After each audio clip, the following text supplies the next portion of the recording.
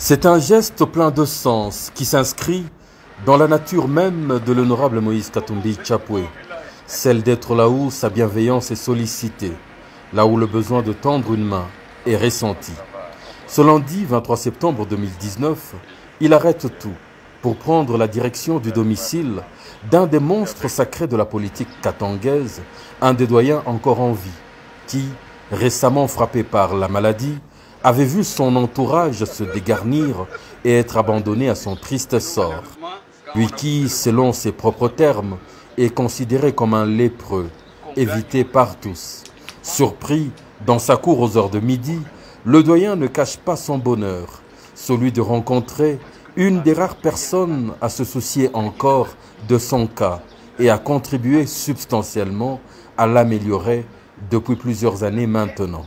L'honorable Moïse Katumbi l'a rencontré en présence de son directeur de cabinet, Olivier Kamitatou.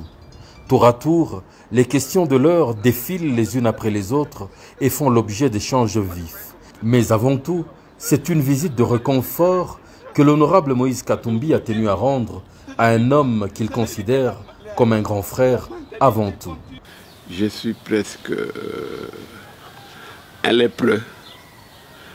Tout le monde m'évite, mais je suis au comble de constater que je ne me suis jamais trompé.